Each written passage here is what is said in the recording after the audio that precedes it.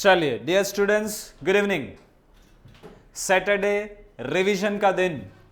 पूरे हफ्ते के जितने भी एडिटोरियल्स हमने पढ़े, सोम मंगल बुध गुरु, और कल का दिन जब हमने लाइव सेशन में इंग्लिश टू इंग्लिश डिस्कशन किया, तो पांचों दिन के जो वोकैब्स है उसका अगर कंपाइलेशन हो जाए, एक बार रिवीजन हो जाए, सिर्फ हमारे सामने से सारे वर्ड्स एक बार गुजर जाए, ठीक है, तो भी माइंड बहुत सारे वर्ड्स कैप्चर कर लेता है।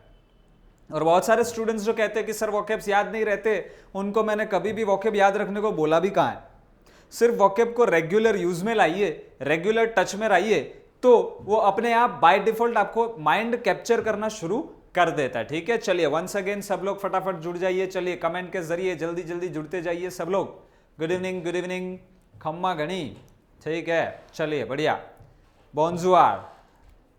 चलिए सर आवाज बराबर आ रही है, ठीक है दोस्तों, ऑडिबल विजिबल कमेंट में एक बार लिख दीजिए फटाफट। चलिए वीडियो को लाइक करते चले और देखते हैं आज के वोकैब्स, ठीक है, और उनका एक अच्छा सा रिवीजन का जो राउंड है वो हम चला लेते हैं। 30 35 40 45 मिनट जितने भी लगे, लेकिन हम पूरा रिवीजन अच्छे से करेंगे, क्योंकि इस बार वोकैब का जो भंडार है वो थोड़ा ज्यादा है, तो हम थोड़ा क्विक किस तरह से रिवीजन हो पाए उसकी भी कोशिश जरूर करेंगे। चलिए बढ़ते, लिख देंगे रेडी सब लोग, चलिए जल्दी। सो वीकली रिवीजन एडिटोरियल वर्ड्स, उसमें सबसे पहला एडिटोरियल जो हमने डिस्कस किया था वो था फ्रीडम एंड पावर, जो बाइडेंस समिट फॉर डेमोक्रेसी। दोस्तों इसमें किस तरह से क्रिटिसाइज किया गया था इस समिट को, कुछ देशों को नहीं बुलाया गया था, उसके बहुत सारे वर्ड्स हमें यहां से मिले थे, ठीक है, वो सारे वर्ड्स के मीनिंग यहां से देखने की शुरुआत करते हैं।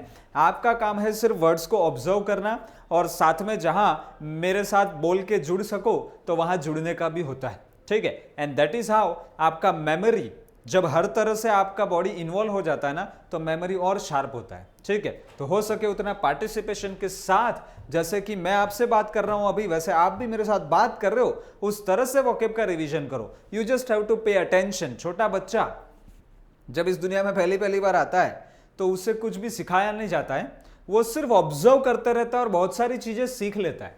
इसीलिए कहा जाता है कि माँ बाप क्या सिखाते हैं बच्चा वो कभी नहीं सीखता है, माँ बाप खुद क्या करते हैं बच्चा उसे देख के सिर्फ वही सीख लेता है।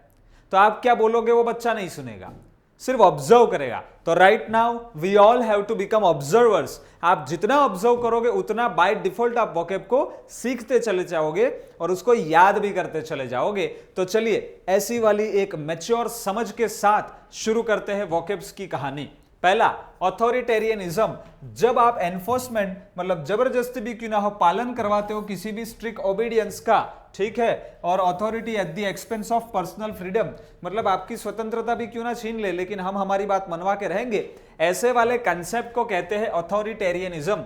अब जब ऑथोरिटेरियनिज्म आया तो उसके साथ जुड़ा हुआ एक और वर्ड याद कर लो, ऑटोक्रेटिक, मतलब taking no account for others या ऑफ अदर पीपल्स विशेस और ओपिनियंस। आप क्या सोचते हो उससे मुझे कोई लेना देना नहीं है, मैं बोलूंगा वैसा ही करेंगे। तो उसी सोच को कहते हैं डोमिनियरिंग, टायरेनिकल, ऑल पावर डॉक्ट्रिन्ड, डॉक्ट्रिनेर या डॉगमेटिक या ड्रैकोनियन। मतलब ऑथोरिटेटिव और ऑटोक्रेटिक ऑलमोस्ट सेम कंसेप्ट की बात कर रहे हैं, तो दोनों को हम यहां सीख लेते हैं। आगे बढ़ते, बोल्स्टर, किसी चीज को क्या करना, सपोर्ट, मजबूत करना। तो यहां पे बात कर रहे हैं कि डेमोक्रेटिक जो एक समिट ऑर्गेनाइज की गई थी डेमोक्रेसी के लिए, जिसका पर्पस है बट्रेस करना, फोर्टिफाई करना, स्टीफन करना या स्टाइफन करना, मजबूत करना। इंटरनेशनल लेवल पे डेमोक्रेटिक जो भी नेशंस है उनके फाउंडेशन को क्या करना, मजबूत करना, दैट इज बोल्स्टर करना। लेकिन बहुत सारे देशों की डेमोक्रेसी कैसी है, फॉल्टर कर रही है, मतलब लूज स्ट्रेंथ या मोमेंटम या वेवर या ऑसिलेट कर रही है, ठीक है, या वैसिलेट कर रही है, फ्लक्चुएट हो रही है, इधर उधर लड़खड़ाते हुए आगे बढ़ रही है। आगे बढ़ते हैं, आर्बिट्ररीली, कोई स्पेसिफिक लॉजिक के बगैर मन मर्जी या जैसा मन आया वैसा रैंडमली जब भी मैं कोई चूज कर लेता हूं तो उसे रैंडम चॉइस को पर्सनल क्या कहते हैं, विम, जैसा मूडी बंदा होता है वैसा वाला behaviour, rather than any reason और सिस्टम। रेजिमे, किसी भी तरह के सिस्टम या एक तरह का अपैरेटस या मैकेनिज्म या प्रोसीजर। रेवर्ट टू, कोई सिस्टम आपने छोड़ दी, वापिस से उस सिस्टम की ओर जा रहे हो तो आप रिटर्न हो रहे हो, रिवर्ट हो रहे हो, ठीक है, रिट्रोग्रेस हो रही हो, रिट्रोग्रेड हो रहे हो, रिग्रेस हो रहे हो, वापिस उस और यात्रा करना, रिटर्न, ठीक है, चलिए आगे बढ़ते हैं। कास्ट मतलब कोई चीज को मतलब होने के लिए माहौल बनाना, कॉज, सेंड या रिफ्यूज, या एक तरह से रेडिएट करना या डिफ्यूज करना, ठीक है, कोई चीज को फैलाना, ठीक है। आगे एफिकेसी का मतलब होता है इफेक्टिवनेस, किसी भी चीज के इंटेंडेड रिजल्ट्स जो होते हैं उसको प्रोड्यूस करने की क्षमता, जिसे पोटेंसी या वर्च्यू कहते हैं। एनफोर्स करवाना, किसी भी चीज को पालन करवाने के लिए मजबूर करना, कंपेल करना, है ना। और इफेक्चुएट करना एक अच्छा शब्द है। इंप्लीमेंट करवाना, इंपोज करना, और एक है एक्सटॉर्ट करवाना। आगे बढ़ते हैं दोस्तों। और ग्रीवेंस का मतलब होता है किसी भी तरह की इल ट्रीटमेंट, जो भी ऑफेंस, जो इनजस्टिस हुआ, अन्याय हुआ, एट्रोसिटी मतलब जो अत्याचार हुआ है, जो इनडिग्निटी, आपकी प्रतिष्ठा का मान नहीं रखा गया, ऐसे ग्रीवेंस को निपटाने के लिए रिड्रेस करना पड़ता है। रिड्रेस का मतलब है रेमेडी, उपचार, उसका कंपेंसेशन देना पड़ता है या सॉल्यूशन देना पड़ता है, उसे हम कहते हैं रिड्रेस करना। डेवास्टेटिंग का मतलब होता है बड़े ही विनाशक परिणाम आना। अगर आप बहुत सारे देशों को नहीं बुलाते हो तो जो आपकी इंप्रेशन है वो नॉक्सियस बन जाएगी, पर्निशियस बन जाएगी, डेट्रीमेंटल, हाईली डिस्ट्रक्टिव, डैमेजिंग या कैटेस्ट्रोफिक, ठीक है, थोड़ी सी विनाशक, थोड़ी सी डिस्ट्रक्टिव। आगे बढ़ते हैं। स्टम्बलिंग ब्लॉक, स्टम्बलिंग का मतलब ही होता है रुकावट डालने वाले, ऑब्स्टेकल क्रिएट करने वाले ब्लॉक्स। तो इस मीटिंग में भी ऐसे बहुत सारे स्टम्बलिंग ब्लॉक थे जिसके ऊपर अलग अलग देशों ने जो बाइडेन के द्वारा बुलाई गई मीटिंग, समिट में ये पॉइंट को रेज करके अपनी व्यथा व्यक्त करी थी। कंसीड करना, किसी बात को एक्नॉलेज करना, किसी बात को स्वीकारना, मानना, दैट इज एक्नॉलेज करना, कन्फेस करना, ओन करना, किसी चीज को स्वीकार लेना, ठीक है। शॉर्टकमिंग का मतलब होता है थोड़ी सी लिमिटेशन, थोड़ा सा सेटबैक, थोड़ी सी फेलियर, थोड़ी सी खामी, ठीक है। तो टिपिकली इन अ पर्सन्स कैरेक्टर, जब थोड़ा सा उसका बिहेवियर लिमिटेड हो जाता है और दूसरों को हर्ट करता है तो वो भी उसका शॉर्ट कमिंग कहलाएगा। मतलब एक तरह का दाग, एक तरह का कलंक, ब्लेमिश, वाइस और इन्फर्मिटी, फॉइबल, थोड़ी सी अक्षमता। आगे बढ़ते हैं दोस्तों। हाइपर नेशनलिज्म का मतलब होता है बहुत ज्यादा देशवाद हो जाना, एक्सट्रीमिज्म हो जाना, कट्टरपंथी बन जाना। जेनोफोबिया, एक देश के लोग जब दूसरे देश के लोग आए तो उनसे थोड़ा इनसिक्योर फील करते हैं, उसे कहते हैं जेनोफोबिया, जिसे कहते हैं रेसिज्म, जिंगोइज्म, बिगॉटरी और अपार्थाइड, ठीक है। तो डिसलाइक या प्रेजुडिस जो होता है दूसरे देशों के लोगों के खिलाफ, उसे कहा जाता है जेनोफोबिया। तो ऐसे फोबिया के बहुत सारे अलग अलग लिस्ट होते हैं जिसको हमें समय समय पे पढ़ते रहना होगा। मेजोरिटेरियनिज्म का मतलब होता है ऐसी प्रैक्टिस जिसमें अगर 100 लोग हैं तो 90 जो रिप्रेजेंट करते हैं मेजोरिटी को, उनकी थॉट प्रोसेस के आधार पे ही निर्णय लिया जाएगा, बाकी के 10 लोगों की सोच को ध्यान में नहीं रखा जाएगा। उस कंसेप्ट को कहते हैं मेजोरिटेरियनिज्म। तो ये तो एक कंसेप्ट है। ऑथोरिटेरियनिज्म भी एक कंसेप्ट है, ऑटोक्रेटिक भी एक कंसेप्ट है।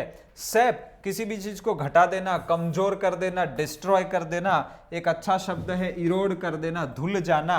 डिप्राइव मतलब एक तरह से किसी चीज को किसी व्यक्ति से क्या कर देना, वंचित या डिवॉइड कर देना, डिप्राइव कर देना। अटेन्यूएट या डिप्लीट कर देना, खाली कर देना। आगे बढ़ते हैं। एसेंस, एसेंस का मतलब होता है किसी भी चीज का मुख्य हार्द, जो पिथ होता है, जो कर्नल होता है, जो उसका एक क्रक्स होता है, सोल, इथोस, जो उसका मुख्य सार है, जिसके लिए ही वह चीज बनी हुई है, उसे हम कहते हैं एक तरह से क्रक्स, पिथ, ठीक है, कर्नल, या एक तरह से essence. Charity begins at home, मतलब कोई भी अच्छा काम है उसकी शुरुआत आप दुनिया के लिए करो, उसके पहले आपके परिवार के लिए करो। तो किसी भी अच्छी चीज का फायदा पहले परिवार को मिले फिर बाकी लोगों को मिले, उसे कहते हैं चैरिटी बिगिंस एट होम।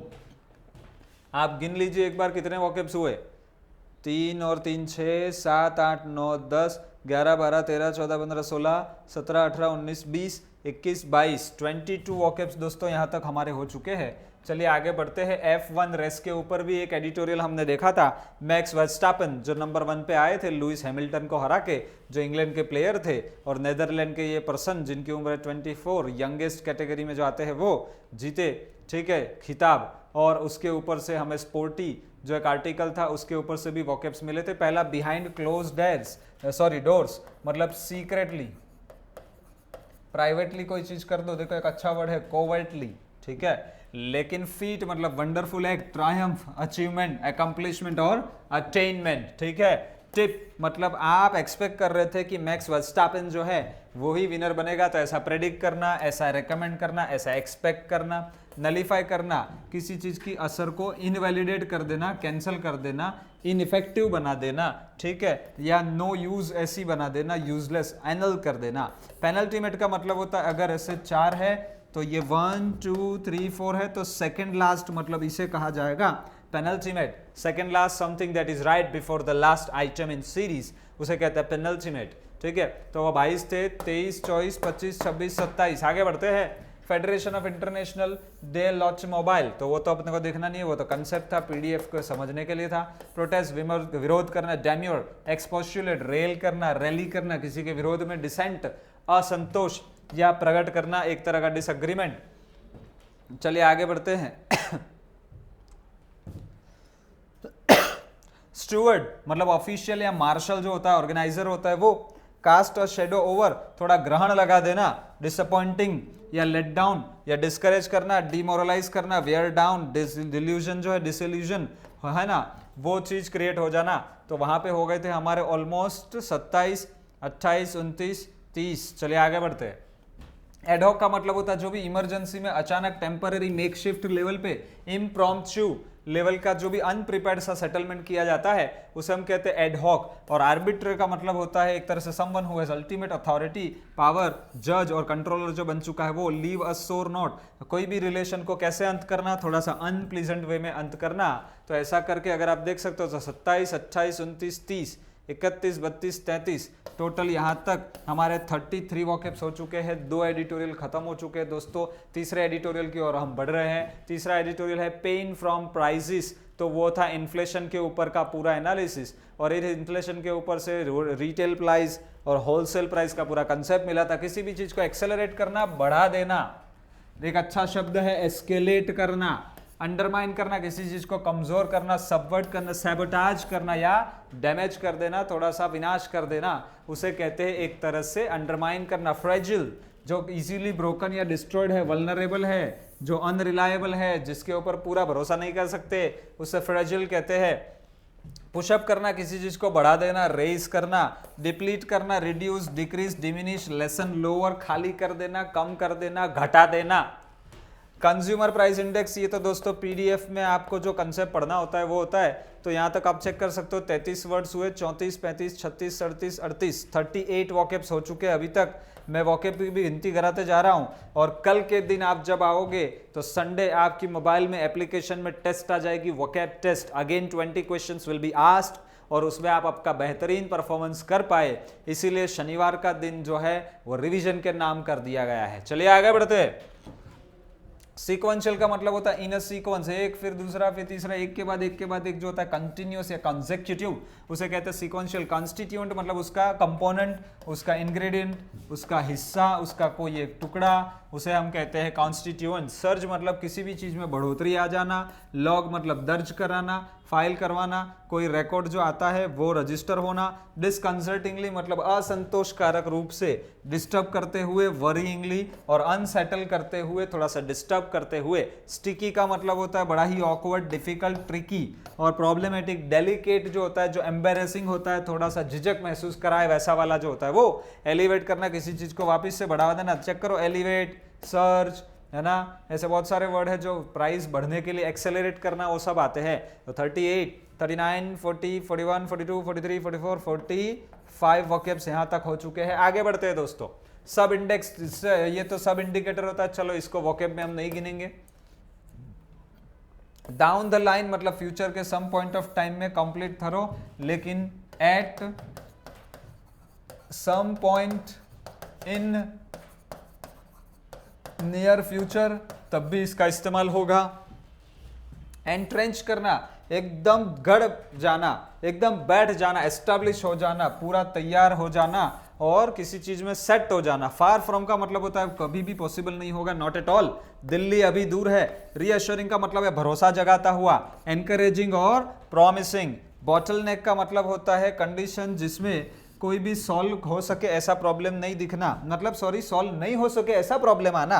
तो सेटबैक होना, प्रॉब्लम होना, या उसे कहोगे एक तरह का ऑब्स्टेकल। क्या कहोगे दोस्तों, कमेंट में लिख दो एक बार, ऑब्स्टेकल कहोगे। तो 45 6 7 8 9 10 यहाँ पे हो चुके हैं हमारे 50 वोकैब्स। आगे बढ़ते, रॉयल कर देना, किसी चीज को डिस्टर्ब कर देना। मेक इरिटेटेड, मेक एनॉयड, ठीक है। कंटेंट विथ मतलब दावा करना, तो डील विथ, कोप विथ और ग्रैपल विथ, किसी चीज से क्या करना, जूझना, उसे कहते हैं कंटेंड करना, ग्रैपल करना, ऑनस मतलब रिस्पॉन्सिबिलिटी, लायबिलिटी, बर्डन और ऑब्लिगेशन। तो आप चेक करो 51, 2 और 3 यहां तक पहुंचते पहुंचते हम 53 वोकैब्स तक पहुंच चुके हैं। 3 एडिटोरियल कंप्लीट हो चुके हैं दोस्तों। चौथा एडिटोरियल जो था mixed signals on the pandemic and protectionism, I think इस दौरान हमारे लाइव सेशन में थोड़ा सा डिस्टर्बेंस आया था और इस कारण से इसके वोकैब्स जो है वो हम अच्छे से डिस्कस नहीं कर पाए थे। तो आज हमें मौका मिला है कि वापस से इस सेशन में जो हर बार हम 7:30 को लाइव करते हैं,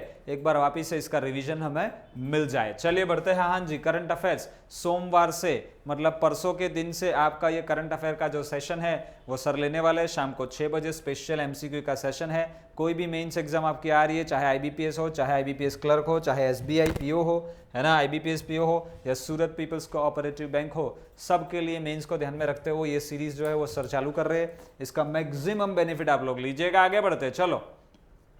प्रोटेक्शनिज्म मतलब use of tariff and non tariff restriction, कुछ ऐसे रिस्ट्रिक्शंस लगा देना इंपोर्ट के ऊपर ताकि डोमेस्टिक प्रोड्यूसर जो है ना उसको फॉरेन कंपटीशन के सामने थोड़ा सा फायदा, थोड़ी सी सुरक्षा, थोड़ा सा सेफ्टी मिल जाए, उसे हम कहते हैं प्रोटेक्शनिज्म। चलिए आगे बढ़ते हैं। इंपेरेटिव मतलब ऐसी चीज जो नेसेसरी हो जाती है, प्री कंडीशन एसेंशियल रिक्वायरमेंट बन जाती है, ठीक है। आगे बढ़ते हैं। इम्प्रेस अपॉन करना मतलब थोड़ा सा एक आपका पैटर्न, आपका एक ब्रांड जो है वो सामने लेके आ जाना।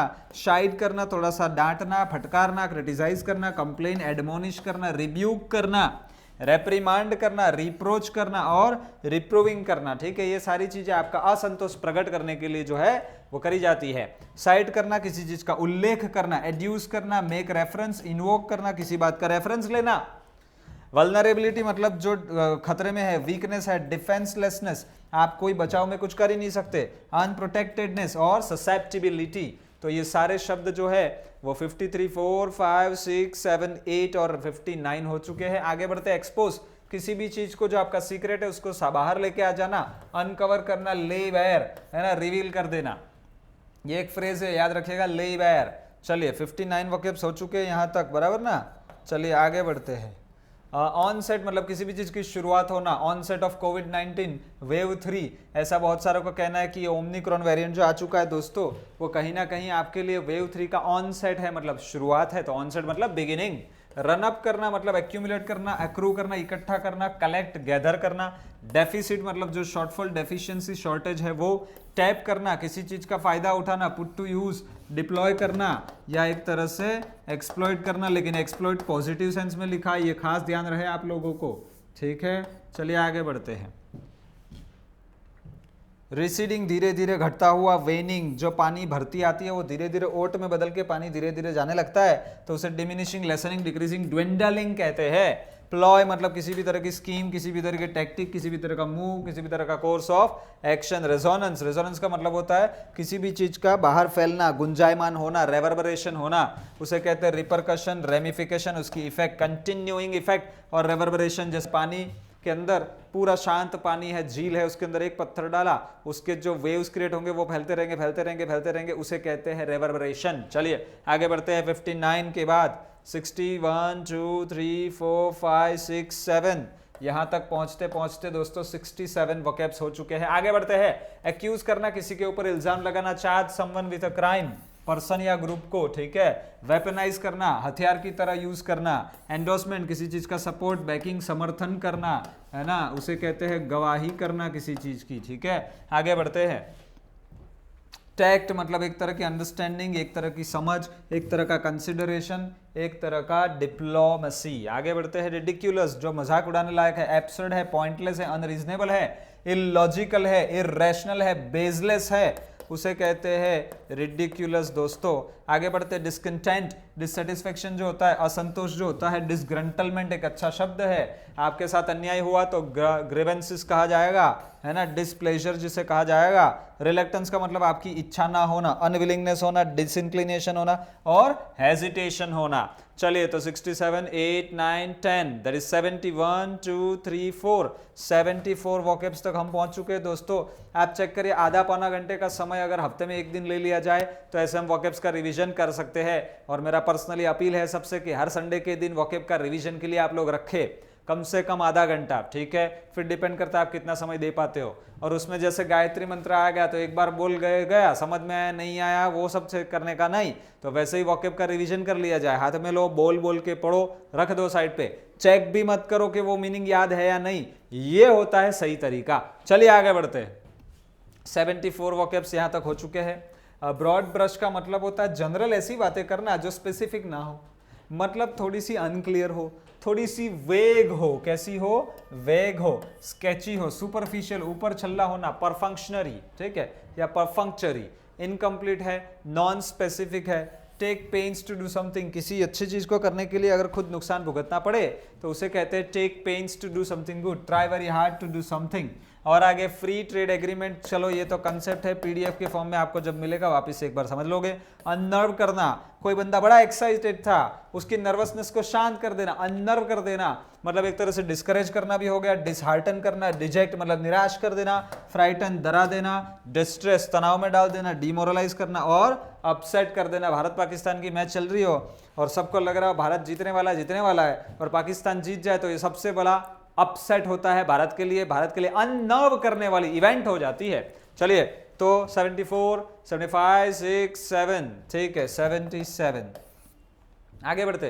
काउंटर पार्ट, अगर भारत के सैनिक, फिर मैं बोलूं चाइना काउंटर पार्ट तो मतलब चाइना के सैनिक, भारत के मुख्यमंत्री और फिर मैं बोलूं चाइना काउंटर पार्ट तो चाइना के मुख्यमंत्री। तो जय पोस्ट यहां है वैसी ही पोस्ट सामने वाले के लिए बोलना है तो हम बोलते हैं काउंटर पार्ट। आगे बढ़ते हैं। स्टेक होल्डर मतलब जिसका किसी चीज में हित जुड़ा हुआ हो। एक कंपनी के अंदर जो लोग काम करते हैं, जिन लोगों ने कंपनी को पैसा दिया होता है, जिन लोगों ने कंपनी में इन्वेस्टमेंट किया होता है, वो सारे लोगों को कहा जाता है कंपनी के स्टेक होल्डर्स। आगे बढ़ते हैं। रिवाइव करना, किसी चीज को री इंट्रोड्यूस करना, री एस्टेब्लिश करना, रिस्टोर करना, री लॉन्च करना। क्योंकि यहाँ ईडी करके एडजेक्टिव बनाया तो सब में ईडी करके एडजेक्टिव बना के लिखा है। स्केल अप करना, किसी भी चीज को step up, boost, escalate, increase, बढ़ा देना, एक्सपांड कर देना। दोस्तों आप चेक कर पा रहे हो 15 से 20 मिनट के अभी तक हुए और 3 एडिटोरियल हमारे खत्म हो चुके हैं और ये चौथा एडिटोरियल चल रहा है। You can see the speed with which I am proceeding, right. तो बहुत बार स्पीड के साथ जब करे जाए तो बहुत सारे वोकैब हमारे सामने कम मिनटों में गुजर जाते, तब माइंड बहुत सारे वोकैब्स जो है उसको रिटेन कर लेता है। बढ़ते हैं आगे। रेजिलियंस मतलब फ्लेक्सिबिलिटी, एक स्ट्रेंथ, एक टफनेस जो होता है, क्विकली बाउंस बैक करने की क्षमता होती है, उसे हम कहते हैं एक तरह से क्या, रेजिलियंस। तो 77, 8, 9, 10 दैट इज 81, 2। चलिए 82 वोकैब्स तक हम पहुंच चुके हैं 4 दिनों के भीतर।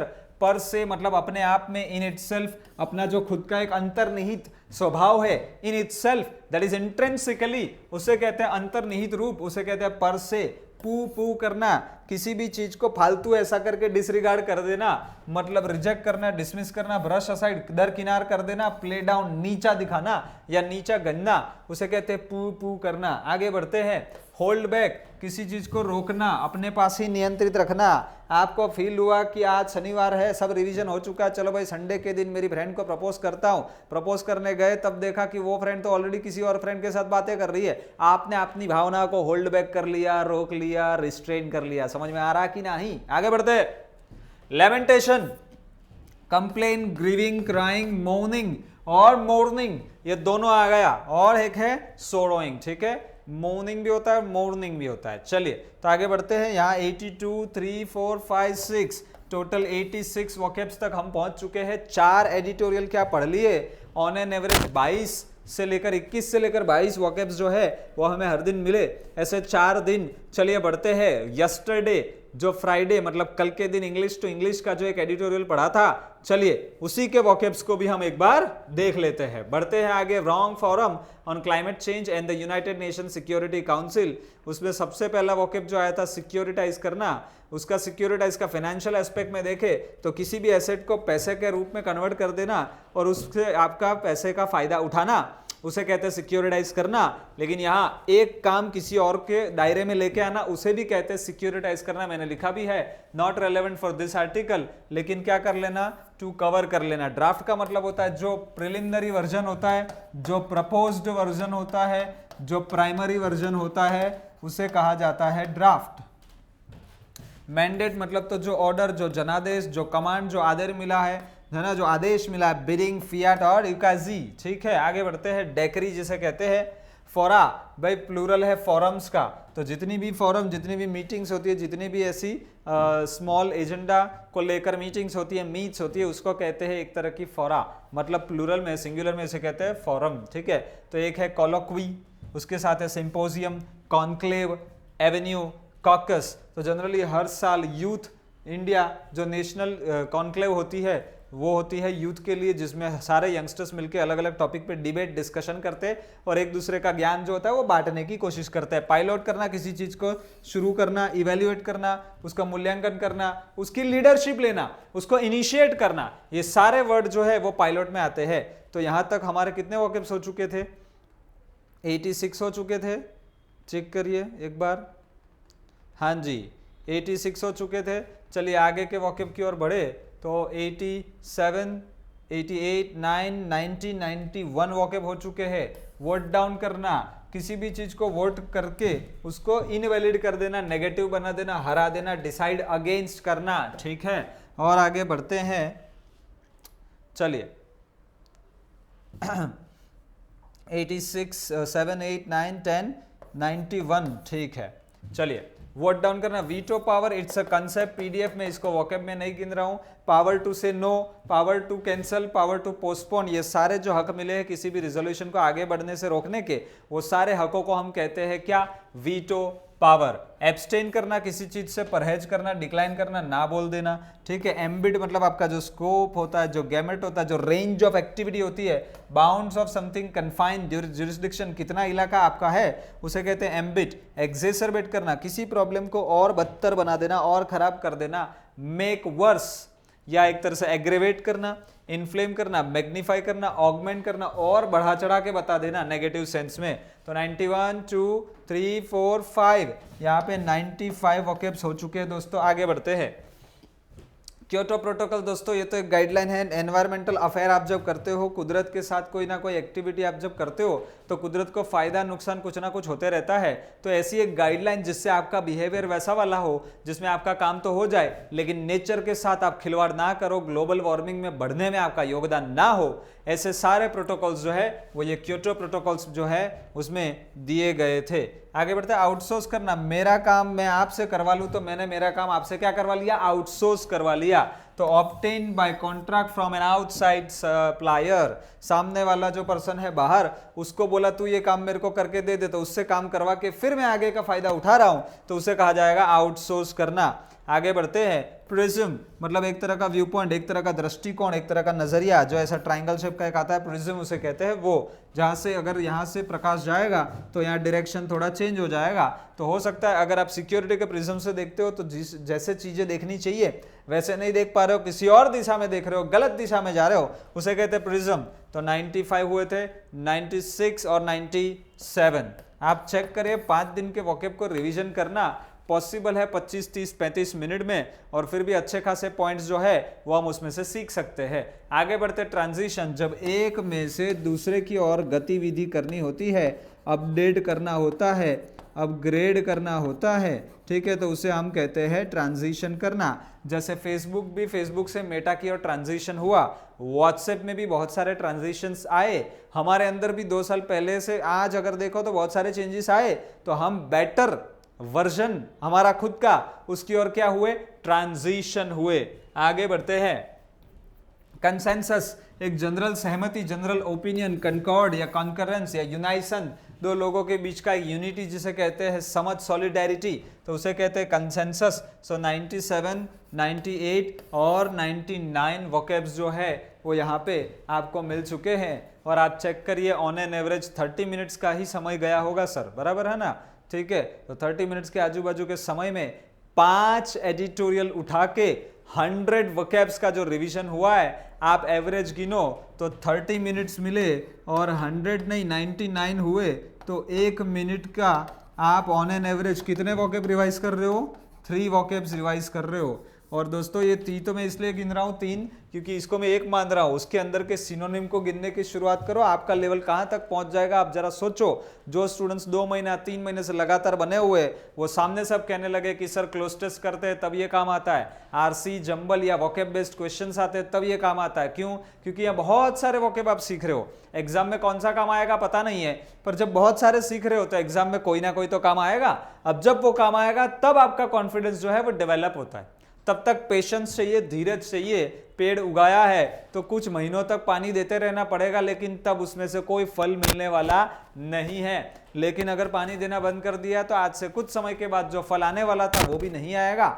इतनी कॉमन सेंस की बात अगर किसी को समझ में आ जाए तो वोकेब का रिवीजन का जो सेशन है वो कभी भी मिस नहीं करेगा, क्योंकि उसको पता है पूरे हफ्ते की मेहनत को कंपाइल करने का काम जो है वो सर शनिवार के दिन करते हैं।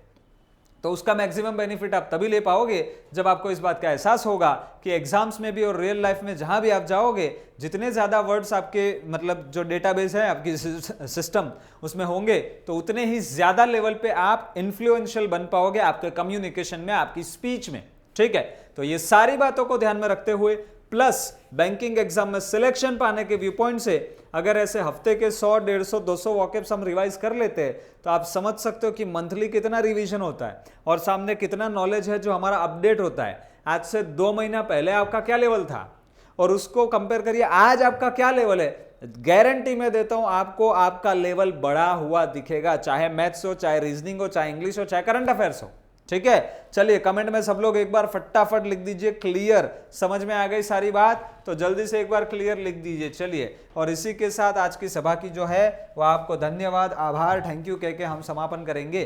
चलिए फटाफट जल्दी से सब लोग लिख दीजिए क्लियर क्लियर क्लियर। आज सैटरडे है तो कल संडे के दिन वॉकेब टेस्ट आएगा, मंडे से वापस हमारा एडिटोरियल का राउंड शुरू हो जाएगा। ठीक है, तो उसका बेनिफिट एज ऑलवेज लेते रहिए ताकि आपका ज्ञान बढ़ता जाए, आपका परफॉर्मेंस देने का एबिलिटी, कैपेसिटी और आपकी एफिकेसी जो है वो बढ़ती जाए और उस आधार पे ही आपको सिलेक्शन मिलेगा। क्लियर है दोस्तों? चलिए जल्दी से बता दीजिए। चलिए सबने लिखना शुरू कर दिया है क्लियर क्लियर। चलो बहुत बढ़िया बहुत बढ़िया। So with that motivation let us wind this session up and again let us meet on this Monday, that is day after tomorrow. Till then, I'm Abhay Shah signing off. Thank you, bye bye and good night.